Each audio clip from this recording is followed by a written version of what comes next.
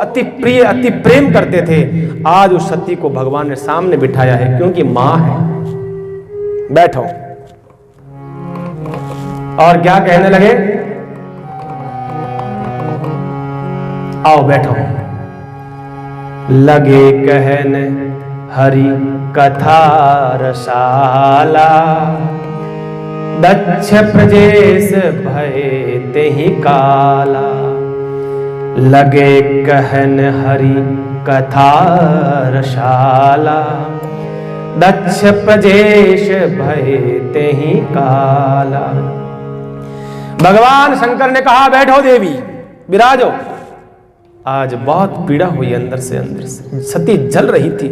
आज मेरा पति ये मुझसे कह रहा है सामने बैठो देवी। क्या बात है, जो मुझसे इतने प्रेम करते थे, मेरे बगैर एक पल नहीं जीते थे, आज मुझे वो सामने बिठाकर कथा सुनाना चाहते हैं। क्यों? भगवान कथा कहने लगे। कहा बैठो मैं तुम्हें कथा सुनाता हूं। भगवान जानते थे समस्या का समाधान कथा से है। बाहर की तड़प, बाहर की जो गर्मी है उसको शांत करने के लिए पंखा, कूलर, एसी, ठंड है, लेकिन भीतर हृदय उद्विग्न है, परेशान है, उसके लिए कथा रसाला। लगे कहना हरि कथा रसाला, ये भीतर की गर्मी को शांत करने के लिए कथा ही सबसे बड़ा साधन है। इससे बड़ा कोई साधन नहीं है भगवान का कथा। ये बात जब कही बहुत दर्द होता है सती को, लेकिन बैठ गई सामने। भगवान शंकर कथा सुना रहे हैं। शंकर भगवान कहने लगे देखो एक बार क्या होता है, ऐसा कहा। इतनी समय में क्या हुआ, आवाज आने लगी, शो शो शो शो आवाज, ऊपर आकाश में से आवाज आने लगी। मतलब जा रहे हैं विमान, जा रहे हैं विमान, आ रहे हैं। दक्ष प्रजेश भय तेहि काला, विमान आ रहे हैं जा रहे हैं। ऊपर देखा, भगवान शंकर कथा कर रहे हैं और वो ऊपर मुंह फाड़ रही है सती, कट जावे। उस समय क्या हुआ, विमान को जब देखा सती ने, शंकर भगवान ने कहा अरे सती, अरे देवी कहां देख रही हो, देखो मैं तुम्हें कथा सुना रहा हूं, तुम कथा पे ध्यान दो। ये और गलती कर रही है सती, पहले गलती करती आई, सामने कथा चल रही है, ऊपर मुंह फाड़ रही है सती, ऊपर देख रही है, विमान आ रहे हैं जा रहे हैं। रहा नहीं गया, देवता लोग जा रहे थे विमान ले ले करके, और रोका, एक विमान को रोका, ठहरो ठहरो ठहरो, जाओ जाओ, रुको रुको, कहां जा रहे हो। स्त्रियां थी देवताओं की। स्त्रियों ने कहा अरे सती तुझे पता नहीं हम कहां जा रहे हैं, ओ तुझे पता ही नहीं। कहा नहीं तो मुझे नहीं पता। अरे कहा सती तुम्हारे पिताजी यज्ञ करवा रहे हैं हरिद्वार कनखल में, ब्रह्मा जी ने उनको प्रजापतियों का नायक बनाया ना, उस कारण से वो फंक्शन रखा है यज्ञ का, यज्ञ हो रहा है और यज्ञ में हम जा रही हैं, तुम नहीं चल रही हो, तुम्हें नहीं बुलाया। सती को तो इतना कहा और तकलीफ हुई, क्योंकि दक्ष की बेटी है। अपने मायके से किसी स्त्री का कोई फोन नहीं आए, कोई निमंत्रण नहीं आवे तो भाई पच्चे तो जानो था मामलो है। सती क्यों मारे पीर में कार्यक्रम है न, मने बुलाओ को नहीं, और मारा सती के तो डबल तकलीफ होगी। एक तो पहले से ही पति ने त्याग दिया, वो तकलीफ सती के मन में। दूसरी तकलीफ यह है कि उन स्त्रियों ने जाते हुए थोड़ा सा और लगा के चली गई, क्योंकि देवता भी कम नहीं होते हैं भाई। आप क्या सोचते हो, देवता ऊपर रहते हैं तो क्या उनमें कपट है, छल है, छिद्र है? वो नहीं है, ऐसा मत सोचना। जैसा मानव का जीवन होता है ना, वैसा देवताओं का होता है, बस सुख सुविधाएं होती है बस, और कुछ नहीं। बाकी मन उनका ऐसा का ऐसा है, मेला कुचेला मन, देवता का पुरुषों की तरह। अब एक बात बताइए, देवताओं को उस कैलाश पर्वत से जाने की कहां आवश्यकता पड़ी भाई, कहां आवश्यकता पड़ी? वो तो कैलाश पर्वत से कौन जा सकता है, किसी को आदेश नहीं था जाने का, वो अंतरराष्ट्रीय संधि कर रखी थी मानो। और भी तो हवाई पट्टी बहुत सारी थी, उस विमानों को ऊपर से उड़ाने की क्या जरूरत पड़ी भाई? विमान पट्टी अलग अलग, इंद्र की इंद्रलोक से सीधा चला जाता, वरुण लोक से वरुण सीधा चला जाता। जितने देव हैं सारे अपने अपने लोक से सीधा सीधा अपने विमान को उड़ाते और पहुंच जाते हरिद्वार।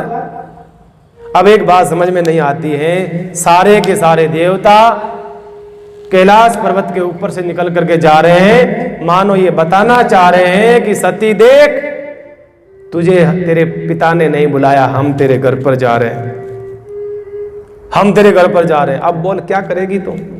जलाने के लिए, जलाने के लिए होता है ना कभी कभी। हमारे को पत्रिका मिलती है और हमारे पड़ोसी को नहीं मिलती है, तो हम जाकर के उससे पूछते हैं, अजी कहीं थाके पत्रिका आई को नहीं कहीं ब्याह की? अब आपको पता है कि उसके दोनों के अभी खटपट चल रही है, अवश्य जाकर के पूछेगा, अजी माने तो दी पत्रिका, थाने कौन दी थी के पत्रिका? भाई कौन दी, कहीं तो हो सके। संसार के लोग हैं ये, क्या करते हैं? ये जले पर नमक छिड़कने का काम करते हैं। जले पर नमक छिड़कने का काम संसार के लोग करते हैं, जरूर करते हैं। आप मस्त रहा करा करो, फिर भी मस्त रहा करा करो। ये दुनिया है बंधुओं, ये संसार है, ये अपना काम करेगी, आप अपना काम करते रहो। दुनिया तो जलती है, उनका जलने का काम है, जलने दो बस।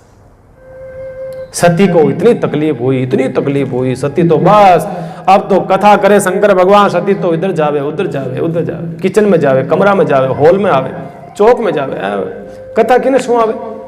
कथा किसको सुनाती भाई? सती को तो तकलीफ हो गई, सती को कथा अच्छी लगती नहीं है।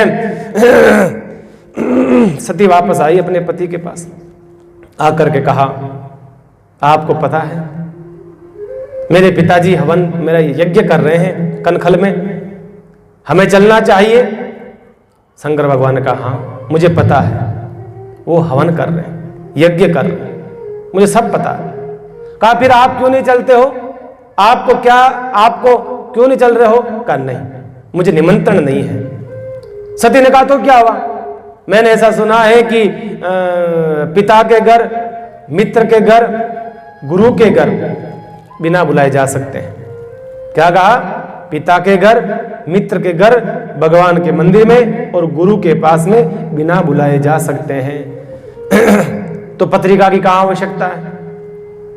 मेरा पिता का घर है, आपके ससुर जी हैं, हमें बिना बुलाए चलना चाहिए। शंकर भगवान का जाना चाहिए, बिल्कुल। तुमने जो बातें बताई है ना सती, जो जगह बताई है, अवश्य जाना चाहिए बिना बुलाए। लेकिन अगर सामने वाले को तकलीफ होती है हमारे जाने से, तब नहीं जाना चाहिए। सामने वाले की तकलीफ होती है तो फिर क्यों जाना भाई? हैं?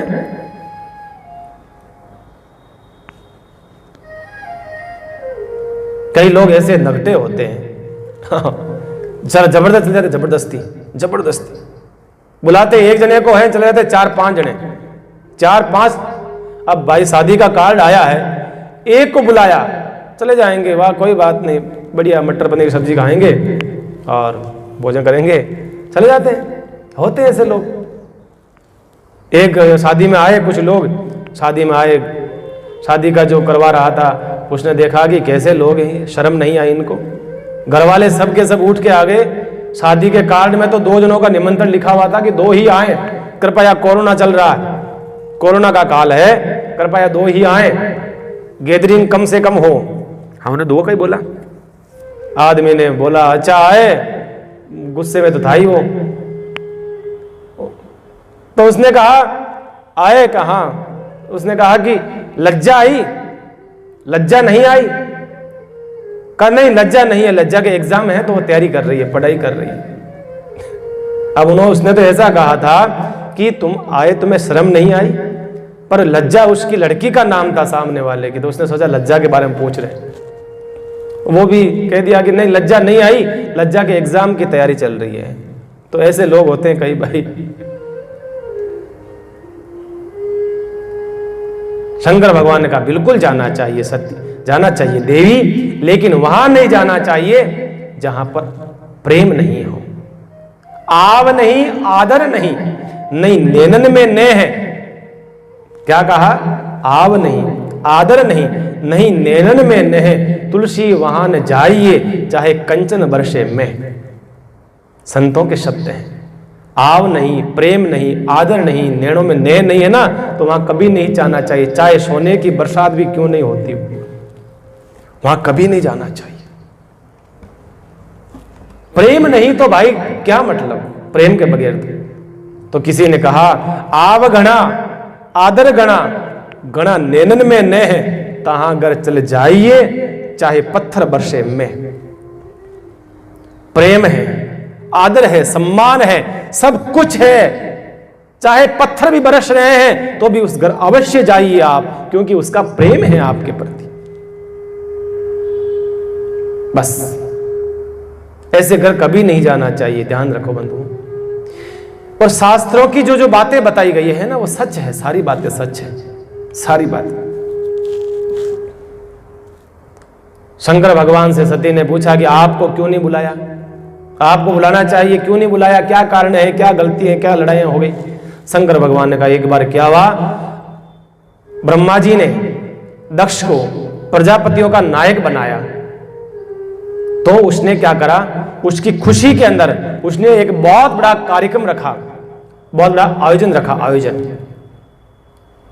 उस आयोजन में सबको बुलाया, सब आए, देवता, गंधर्व, सब किन्नरों को, सबको बुला करके उसने बहुत बड़ा कार्यक्रम रखा। मैं सबसे पहले चला गया, मैं तो उसका जवाई हूं ना, मैं तो वो इच्छा रखता नहीं हूं सम्मान की कि भाई मुझे बुलाएगा। मैं चला गया उस कार्यक्रम में। अब उस कार्यक्रम में मैं चला गया, कोई आया नहीं था, तो मैं सबसे पीछे जाके बैठ गया, क्योंकि मुझे तो इच्छा है नहीं सम्मान पाने की, पद पाने की। मैं सबसे पीछे बैठ गया और आते गए देवता लोग, आते गए, आगे बैठते गए, देखते पूरा पंडाल भर गया, पूरा पंडाल भर गया। जब दक्ष ने देखा कि अब पूरे लोग आ गए हैं, तब वो दक्ष आवाज होती है, महाराज श्री दक्ष पधार रहे हैं, आवाज होती है। उसी समय सब के सब लोग आकर के खड़े होते हैं। दक्ष सबके बीच में से जा रहा है, सबके बीच में से, और ऐसे देखता जा रहा है, क्योंकि दक्ष प्रजापतियों का राजा है, नायक है, सबसे बड़ा पद बना दिया उसका, सबसे बड़ा पद। ब्रह्मा जी ने जो प्रजा की रचना करी थी, जिस सृष्टि को बनाया था, उनका सबसे बड़ा नायक बना दिया दक्ष को। और आ गया घमंड, आ गया अहंकार। पद मिले और अहंकार नहीं आवे, यह हो सकता है कि आप जानते हो? पद मिले मद नहीं आवे, ऐसा हो नहीं सकता। पद से मद आता ही आता है, कोई भगवान की विशेष कृपा होती है ना, वो छूट जाता है, बाकी सब आता है। मद आ गया, अहंकार आ गया, घमंड से चूर हो रहा था।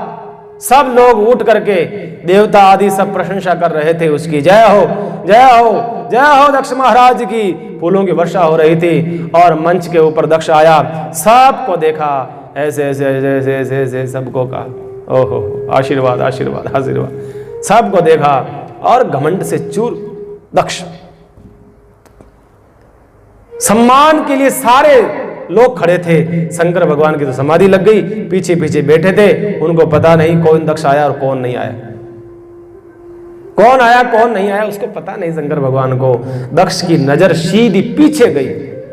अब बताओ, आदमी को इतने लाखों करोड़ लोग खड़े हैं, वो नहीं दिख रहे, अहंकारी को जो नहीं खड़ा है वो दिखता है।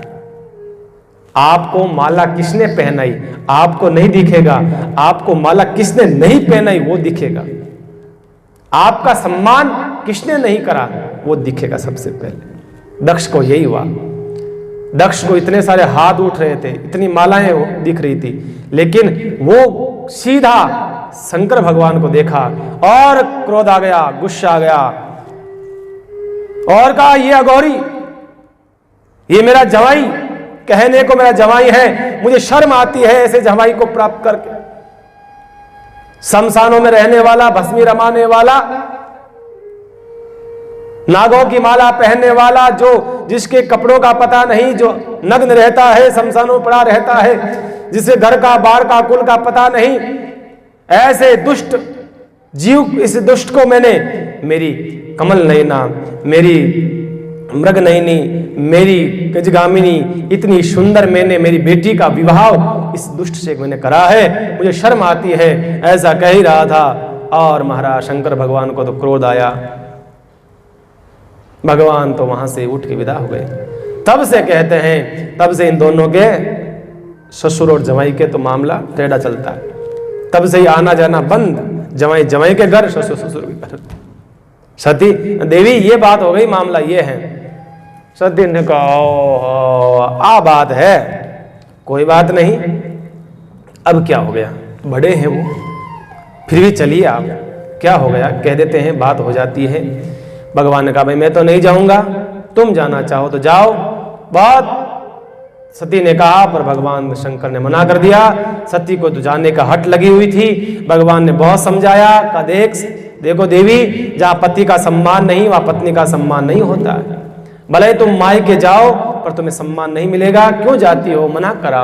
लेकिन सती के तो मन में बस अपना मायका दिख रहा था, नहीं मैं तो जाऊंगी, नहीं मैं तो जाऊंगी, मैं तो जाऊंगी। कहा जाओ, चली। कहा देवी तुम तुम्हारे वस्त्र लेके जाओ, तुम तुम्हारा अपना थैला बैग तैयार करके लेके जाओ, क्योंकि शंकर भगवान जानते थे जाएगी पर वापस आएगी नहीं, वापस आएगी नहीं, ये जानते थे शंकर भगवान, इसलिए कहा कि सारा सामान लेकर के जाओ। नंदी आदि गणों को भगवान ने भेजा कि तुम इसको साथ में जाओ। भगवान सब जानते थे कि क्या घटना घटने वाली है।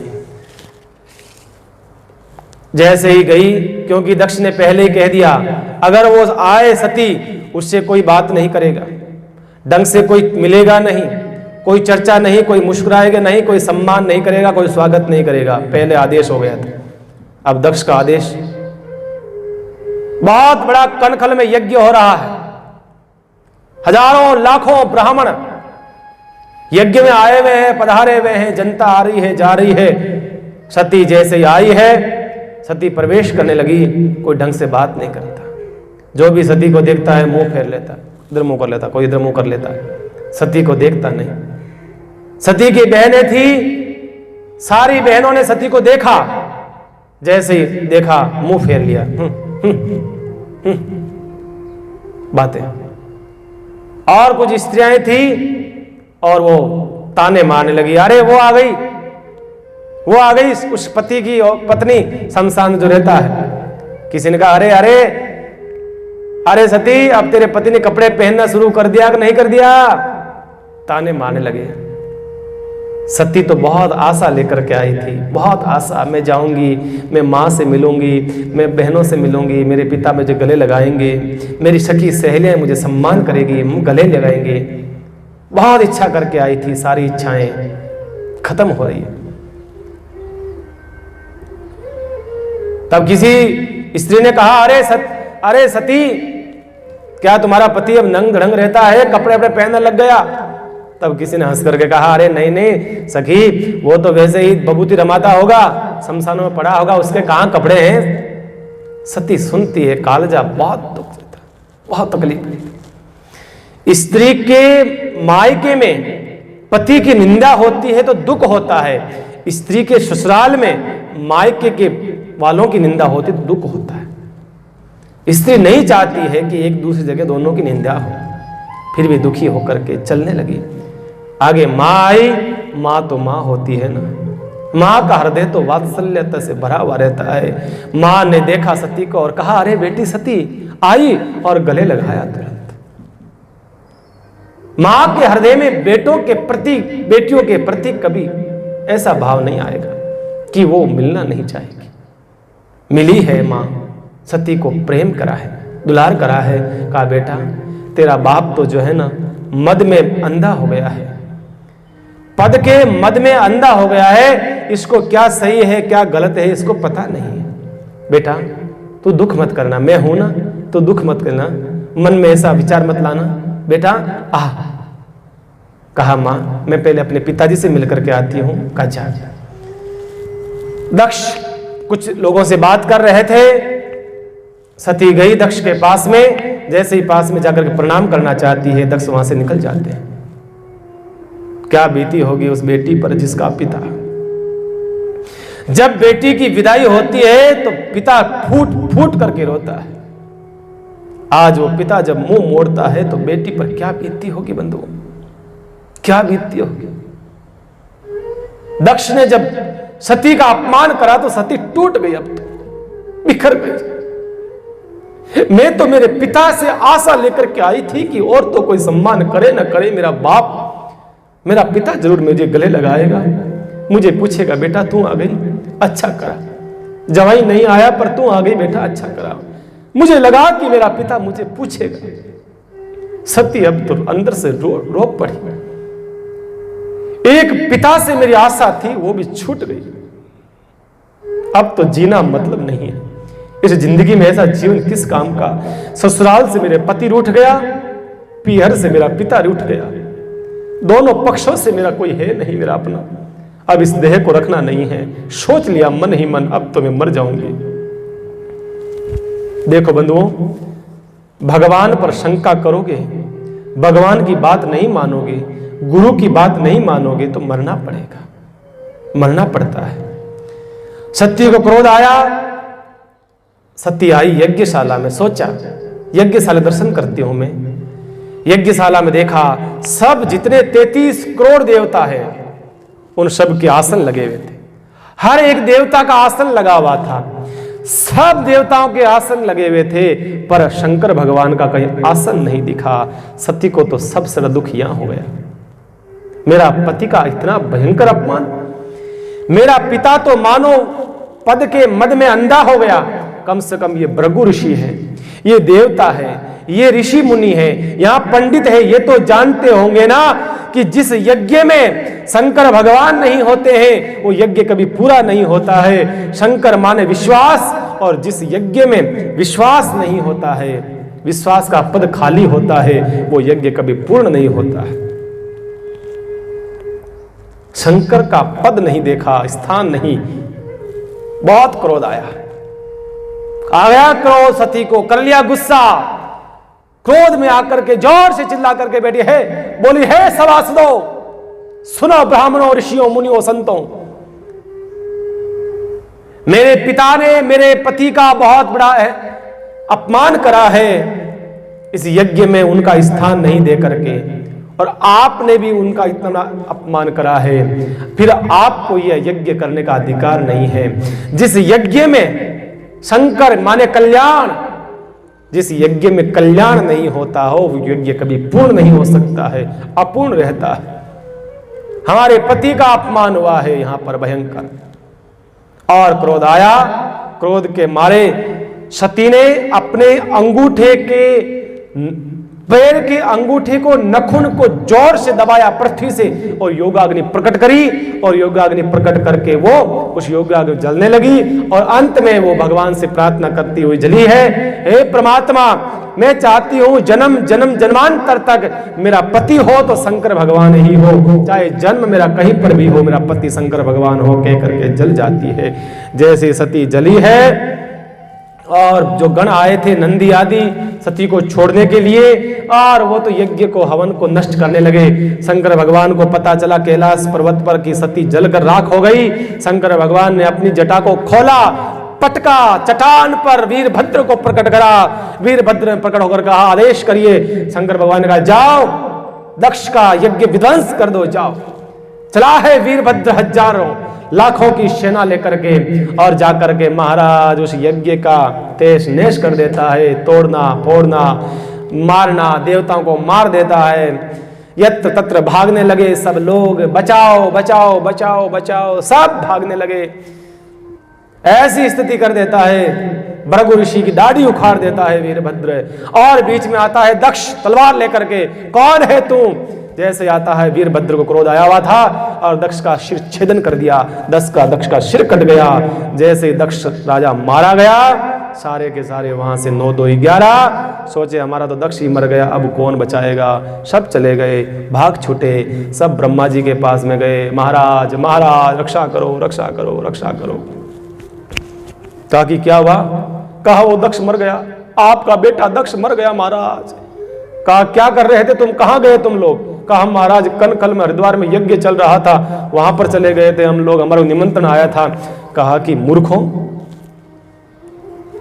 वहां जाने की क्या जरूरत है? तुम्हें पता है उस यज्ञ में ब्रह्मा और शंकर नहीं आ रहे हैं, तो तुम वहां क्या ठोकने गए थे भाई? हैं? जिस यज्ञ में ब्रह्मा और शंकर को नहीं बुलाया गया, उस यज्ञ में तुम क्यों गए भाई? क्या आवश्यकता पड़ी तुम्हें? जाओ भुगतो। कि मर गया महाराज रक्षा करो। कि नहीं भाई मैं कुछ नहीं कर सकता, जाओ विष्णु भगवान के पास। विष्णु भगवान के पास गए, क्षमा मांगी कि महाराज हमारा दक्ष मरा गया, हमारा देवता सारे मारे गए। कहा भाई मैं कुछ नहीं कर सकता, जिसका अपमान करा उसके पास में जाओ। मारे मारे गए, शंकर भगवान के चरणों में गिरे, शंकर भगवान से माफी मांगी, महाराज क्षमा करो, रक्षा करो, आप दयालु हैं, कृपालु हैं, आप दक्ष मर गया है, दक्ष को जीवित करो। शंकर भगवान ने कहा भाई मैं कैसे कर सकता हूं, उसने ऐसा अपराध किया है, उसको सजा मिली है। कहा नहीं प्रभु आप चलो। भगवान तो दयालु हैं, उठे कैलाश पर्वत से पधारे हैं हरिद्वार। प्रहार करके कहा दक्ष मारा गया, कोई बात नहीं जिंदा करते हैं। और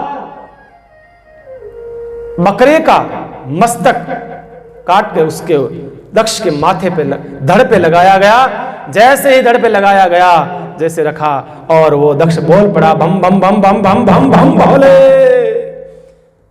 तब से कहते हैं वो बम बम भोले। बकरा होता है ना, बकरा वो ऐसा ही बोलता है, बब बब बब करता है ऐसा।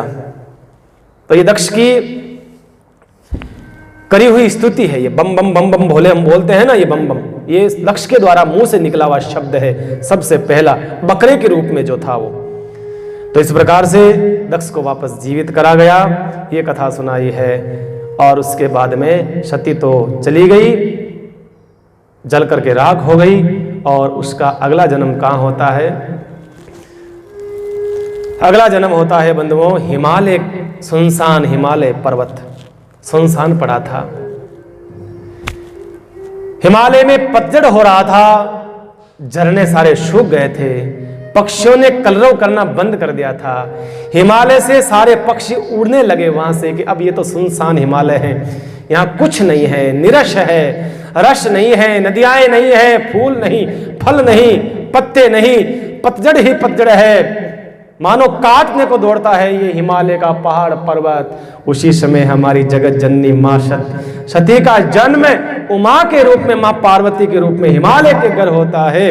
बोलिए जगत जननी मां पार्वती की जय।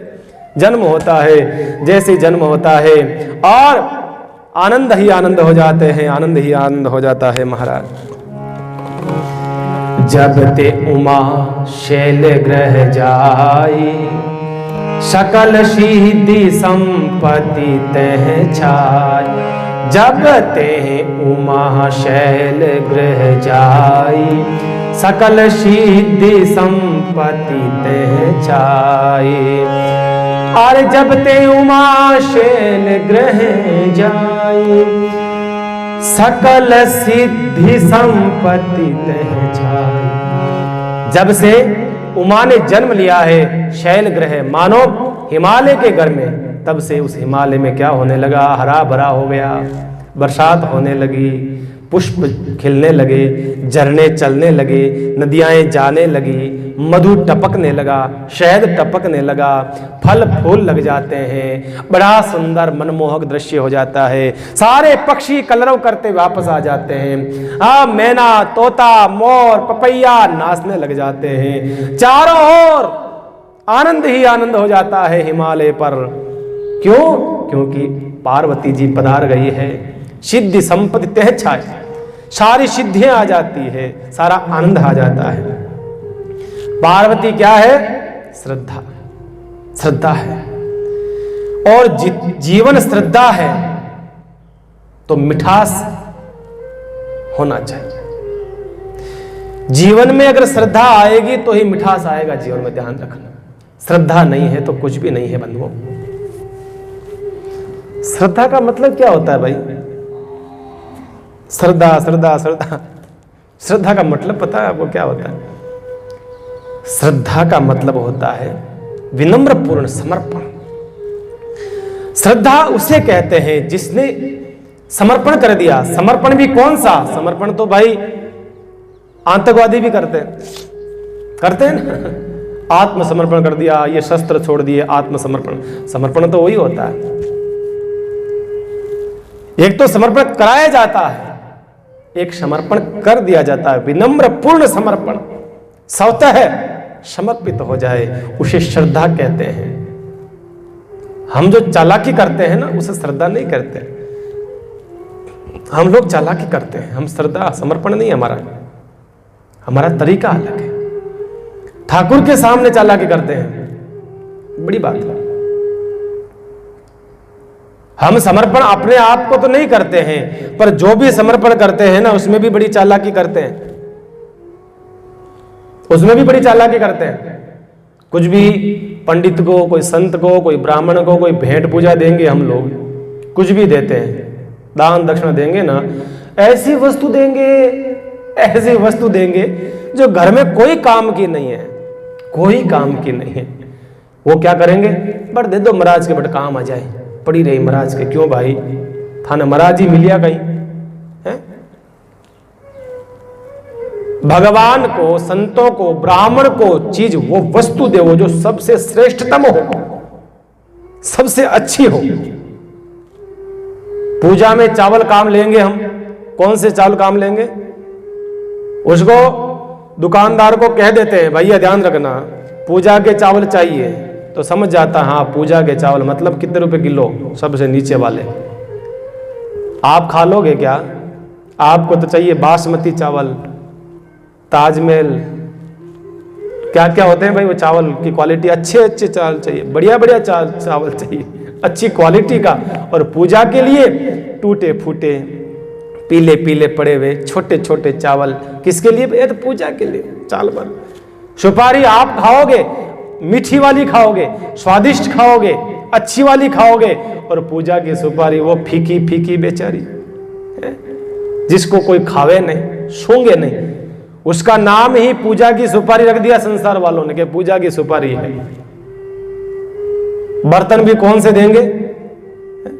बेचारे पंडित जी के घरवाली पंडिताइन बर्तन मांजे तो बेचारी कट जाए जगह जगह हाथ, ऐसे बर्तन ला करके देंगे, ले भाई दान देवा, और दान थारो है तो राग भाई।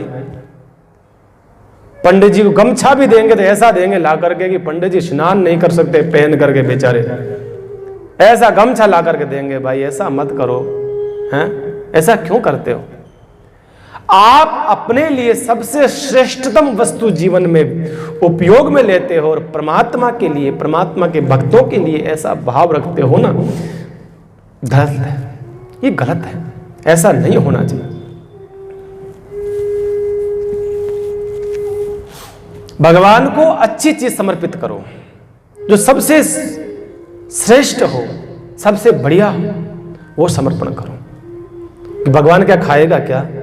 देखिए आप, मैं इतना सा कहना चाहता हूं, आप नए वस्त्र लाते हो ना, वस्त्र लाते हो, कपड़े लाते हो, नए कपड़े तो आप ही पहनोगे, ठाकुर तो नहीं पहनेगा। एक बार आप मंदिर में ला करके रख दो उनको, बस। इससे क्या होगा? हमारा ठाकुर खुश हो जाएगा, प्रसन्न हो जाएगा। मेरे को बताए तो सही। देखो हम छोटे थे ना, बच्चे छोटे होते हैं तब कुछ भी वस्तु लेकर के आते हैं, खिलौना लाते हैं, या कोई कपड़े लाते हैं, या कोई गुल्फी लाते हैं, या कोई मिठाई लाते हैं, टॉफी लाते हैं, तो पहले क्या करेंगे? टॉफी लाएंगे, मान लो तो टॉफी लाएंगे तो क्या करेंगे? मम्मी के पास जाएंगे, मम्मी माँ, एक बार आप खाओ ना इस टॉफी को, एक बार आप टेस्ट करो, इसको खोलो, एक बार आप खाओ इसको। एक बार कुल्फी लाएंगे, कुल्फी को, तो एक बार माँ आप इस कुल्फी को खाओ। ऐसा कहते हैं। माँ को कितना अच्छा लगता है? सच बताना, माँ को कितना अच्छा लगता है? माँ का हृदय भर जाता है। आहा, मुझे कहा तो सही, एक बार तुम टेस्ट करो इसको, तुम खा के। ऐसा जब कहते हैं तो माँ का हृदय भर जाता है। कोई भी वस्तु लेकर के आते हैं, माँ को बताते हैं, देखो माँ हम लेकर के आए, माँ खुश हो जाती।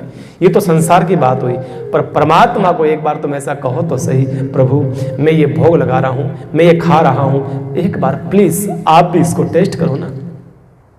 कितना अच्छा लगेगा ठाकुर को। आप कोई वस्त्र लेकर के आए हैं, एक बार भगवान के पट के रख दो।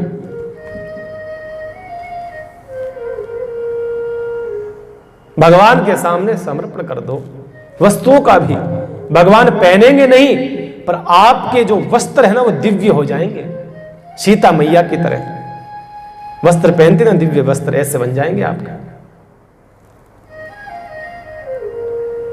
भगवान को समर्पण उस वस्तु का करो जो आपको अत्यधिक प्रिय है, जिसका उपयोग आप करते हो जीवन में, वो भगवान को अर्पण करो। हिमालय के घर आई है बेटी कौन? श्रद्धा, माने पार्वती। जैसे ही पार्वती आई, भाई बेटी तो अपना भाग्य लेकर के आती है, अपना भाग्य लेकर के आती है। कहते हैं ना कि लक्ष्मी हुई है। आपके घर में कोई बेटी होती तो आप क्या कहोगे? लक्ष्मी हुई सा। बेटा होता कोई कहते हैं विष्णु हुई, विष्णु भगवान जन्मिया कोई घर मारे, कोई कहता, कोई नहीं कहता। बेटी लक्ष्मी है। बेटी अपना भाग्य स्वयं लिखा करके लाती है। बेटी अपने जीवन में जो खर्च करती है वो स्वयं खर्च लेकर के आती है। वो खर्चा कैसे होता है, कैसे कहां से आता है, कहां चला गया, कुछ भी पता नहीं चलता है। कई लोग कहते हैं महाराज हमारे बाप बेटी ही जब तक घर में की कमी को नहीं। कई लोग कहते हैं महाराज जब तक मेरे वो बेटी थी ना घर में, तब तक मेरे घर में किसी चीज की कमी नहीं थी। जब से हमारी बेटी गई है ना, तब घर में दुख होने लगे, परेशानी होने लगी। मानो बंधुओं ये सच है। हर इंसान अपना भाग्य लेकर के आता है और पुनः वहां से विदा हो जाता है। आपको लगता है कि हम कर रहे हैं, झूठा अहंकार मत पालो। बेटी अपना भाग्य लेकर के आती है और हमें उसकी बदौलत हमें यश मिल जाता है, हमें कीर्ति मिल जाती है उसकी बदौलत। हिमालय आनंद से भर गए, आनंद मचाया, उत्सव मनाया, जन्मोत्सव मनाया। कुछ समय बीता, नारद जी को पता चला कि हमारी माँ जगत जननी उमा का जन्म हो गया। समाचार मिला, आए नारद जी, स्वागत हुआ है नारद जी महाराज का धूमधाम से। आरती उतारी है, माला पहनाई है, नारद जी को बिठाया। नारद जी ने कहा, अरे हिमालय मैंने सुना है आपके बेटी का जन्म हुआ है। कहाँ महाराज, एक बेटी जन्म हुआ है, बुलाओ तो सही, कहाँ है? इतने में देखा दरवाजे के अंदर छोटी सी 5 साल की छोटी सी बालिका, पीले वस्त्र पहन रखे हैं, 2 चोटी बना रखी है, छोटे छोटे पैर हैं। इतनी छोटी सी बालिका जैसे ही अंदर आई है, नारद जी ने देखा, उसको उठा लिया। उठा करके नारद जी ने उसके दोनों चरण, उसके दोनों पैर नारद जी ने अपने माथे पर रख दिया और नारद जी भाव मग्न हो गए, धन्य हो गए। नारद जी धन्य हो गए। आ हा, जगत जननी माँ पार्वती के मस्तक मेरे माथे पर रख दिए। बड़ी होने के बाद तो मुझे पता नहीं है मेरी माँ मुझे रखने देगी कि नहीं देखने देगी, अभी छोटी है, मैं स्वयं रख देता हूं माथे पर। माथे पर रख दिए, धन्य हो जाते हैं। देखते हैं, देखते देखते देखते समाधि लग जाती है मानो नारद जी महाराज की। ऐसी समाधि लगी नारद जी। हिमालय ने कहा, अरे महाराज कहाँ बोलो भाई, कहा आप तो त्रिकालदर्शी हो, आप सब जानते हो। एक काम कर दो, आप पधार गए हो तो मेरी बेटी की हाथ की रेखा देखो, मेरे बेटी का भाग्य तो देखो महाराज, आप जानकार हो। नारद जी ने कहा, हिमालय इसकी क्या रेखा देखूं मैं तो, ये तो महान है। ये हाथ देखने का धंधा बहुत अच्छा है, सबसे अच्छा धंधा हाथ देखने वाला है। और दूसरी बात ये कभी बंद भी नहीं होता है। बाकी धंधे बंद हो सकते हैं, पर जो हस्तरेखा देखते हैं, हाथ देखते हैं ना, वो धंधा बंद नहीं होता है। और लोग बहुत शौकीन हैं, हमारे पास में भी आते हैं। हम भी पहले थोड़ा बहुत गुरुदेव की कृपा से थोड़ा बहुत कुछ जानकारी होती थी तो देख लेते थे हम लोग पहले, पर अब छोड़ दिया, बिल्कुल त्याग दिया। नहीं भाई, हाथ वाथ नहीं देखेंगे, क्योंकि लोगों को फालतू टेंशन हो जाती है, ऐसा काम क्यों करना, बिल्कुल त्याग दिया। बस हाथ पानी ले लियो, नहीं भाई हाथ कौन देखा, कि हाथ में मारो ही देखा, ऊर्जा पानी करागरे वस्ते लक्ष्मी, हाथ दूसरों का नहीं देखेंगे। फालतू के लोग होते हैं जो बस महाराज बताओगे नहीं, महाराज बताओगे नहीं, ओ बताओ ओ बताओ। तो हाथ देखने वालों का धंधा बहुत अच्छा है और तरीके से देखते हैं, वो भी तरीका देखो पैसा कमाने का। मैं सबका सब नहीं कह रहा हूं, कई ज्योतिष के प्रखंड विद्वान भी होते हैं, जानकार भी होते हैं, और कई ऐसे होते हैं जो चल भाई चल अब बन गया ज्योतिषी, क्या करेंगे, सबसे पहले बिठा लेंगे औरतों को। पुरुष कम बैठता है, आदमी औरतें ज्यादा बैठती है। हाथ दिखाने का शौकीन कौन होती है, औरतें होती, हाथ दिखाने की बहुत ज्यादा औरतों को ज्यादा रहता है। बैठ जाएगी, महाराज देखो हमारा हाथ देखो, महाराज पंडित जी पे हाथ न देगी, ओ हाथ यहाँ करी, यहाँ दबाई, ओहो वाह वाह वाह वाह वाह वाह वाह, क्या बात है, क्या भाग्य लिखा के लाए हो साहब। बहन तू तो धन्य है। बहन यान थोड़ी सी ज्ञान मन में थोड़ा शौक है, बहन फूली जाए, कि बहन एक बात बताओ, सबसे पहली बात क्या बोलेगा फिर वो पंडित? सबसे पहली बात बोलेगा, तुम सबका भला चाहती हो पर तुम्हारा कोई भला नहीं चाहता। और महाराज एकदम सही कियो। सबसे पहले वो यही कहेगी, एकदम सही महाराज, 100% कांटो कांट बात की। मैं तो महाराज सबरो भलो चाहूं, मारो भलो कोई नहीं चाहे। सही कियो कि नहीं कियो? अरे महाराज सही कियो। और आगे बताओ। आगे बताए फिर महाराज देख महाराज कहो हो। दूसरी बात यह है बहन, पैसा आता है पर टिकता नहीं है। और महाराज आ तो मन की बात दे दी। पैसा आता है पर टिकता नहीं है। उनको पूछो कि पैसा किसके पास टिका? पैसा लक्ष्मी चंचला है, चप्पला है, कभी किसी के पास टिकती नहीं है। लक्ष्मी को कोई रोकने का प्रयास भी करेगा तो वो लक्ष्मी निकल जाएगी कहीं से। लक्ष्मी को तो चलने दो, आ रही है ना, जाने दो, आओ जाओ आओ जाओ, शुद्धता बनी रहेगी। लक्ष्मी को रोकने की चेष्टा मत करना बंधु, आने दो, लगने दो। कहीं ना कहीं लगती है तो लगने दो। तो क्या कहेगा वो पंडित? कहेगा कि तुम्हारे पास पैसा टिकता नहीं है। वो कहे भाई मैं बोली भाया कही महाराज बात था चौकी खल्ली क्यों, हकीकत बात है हमारा कहना पैसों को नहीं टिके बाड़ा काय करूं।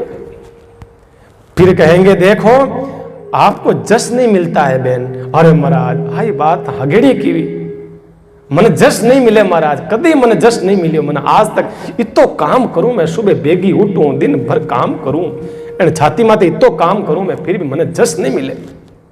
कहती ही नहीं कहती भाई, ऐसी बोलती फिर जश नहीं मिले। और महाराज और बताओ करनी हो जानो ही बता पचे बहुत आंगली पकड़ता पकड़ता पूछ तो पकड़े बच गया महाराज। और बताओ महाराज के भाई देखो थे मन का शाप हो सा, थाने मन में कपट को नहीं, थाने मन रे मायने आ तो भाई सब नहीं ठा है।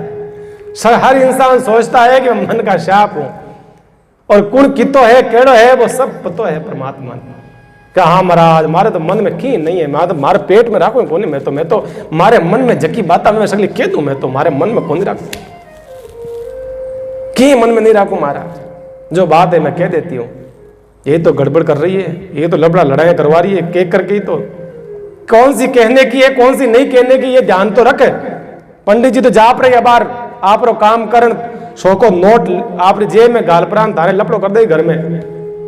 बात कौन सी कहने की है कौन सी नहीं कहने की है ध्यान रखो। नारद जी ने कहा हिमालय आपकी बेटी सर्वगुण संपन्ना है, इनको मैं क्या कहूं। इनके भाग्य रेखाएं तो कहती है कि ये हर इस जगत के अंदर सबसे बड़ी पूजनीय होगी। जगत की हर स्त्री इसका नाम लेगी। कोई भी व्रत उपवास होगा सबसे पहले उमा का नाम आएगा, आपकी इस बेटी का नाम आएगा। और आपकी बेटी के द्वारा जो व्रत होंगे उन व्रतों को स्त्रियां करेगी, उनका सुहाग अमर हो जाएगा, अटल हो जाएगा, अक्षुण हो जाएगा। और सारे व्रत उपवास ये करेगी। जगत की जननी होगी, जगत का नाम करेगी, अपना नाम, परिवार का नाम, समाज का नाम, और पति की बड़ी प्रिय होगी। और सब बढ़िया है, एक थोड़ी सी एक रेखड़ी गड़बड़ मामलो करे है हिमालय। एक रेखा थोड़ी सी गड़बड़ जा रही है हिमालय के महाराज, थानी भेंट कम पड़े तो और ले लो, दक्षिणा कम पड़े तो और ले लो, बाप जी पर ओ मत बोलो कि नहीं भाई हेजे की बात कह दूं कहीं। कहा इसका जो पति होगा वो अमंगल वेशधारी होगा, शमशानों में रहने वाला होगा, नंग धड़ंग होगा, रुंड माला पहनने वाला होगा। जैसे ही बोला और मैना ने चक्कर आउन ला गया, मां ने चक्कर आउन होगा, बीपी हाई होगी, ब्लड प्रेशर हाई होगो, गोली दीवी लाए प्राण। मैना क्यों महाराज एक कहीं बात क्यों सगली बात चौकी चौकी की, लास्ट में आप वो कहीं लपड़ो कर दियो कि भाई ऐसी है बात। फिर कहा कि कोई बात नहीं, जो तप करे तुम्हारी कन्या कुमारी कुमारी तुम्हारी भावी मेट सकल त्रिपुरारी। मैं कहता हूं तप करो, तप में ताकत है, आपकी बेटी को भेजो तप करने के लिए। तप के प्रभाव से सब अमंगल भी मंगल होने लगेगा। सवेरा हुआ, उमा उठ जाती है, सोचते हैं माता पिता कैसे भेजें, हमारी तो हिम्मत नहीं भेजने की। पर उमा मैया खुद आकर के अपने पिता से कहती है, पिताजी आज रात्रि को एक ब्राह्मण मेरे सपने में आया था और कहने लगा कल सवेरे तुम तप करने जाना, सब मंगल ही मंगल होगा, आप कहें तो मैं जाऊं। पिता ने मन में सोचा कि देखो बेटी ने हमारी मन की बात छीन ली, हम नहीं भेज सकते थे बेटी को, पर बेटी ने खुद ने कह दिया। बेटी को विदा करा, तिलक लगाया, बड़े भाव प्रेम से बेटी को पूरे हिमालय के लोगों ने विदा करते हैं धूमधाम से। और हमारी जगत जननी उमा मैया जाती है तप करने के लिए। कैसा तप करती है, शंकर भगवान के साथ विवाह होता है। बड़ा सुंदर प्रसंग कल की कथा में कहेंगे, आप बड़े प्रेम से सुनते जाइए। राम।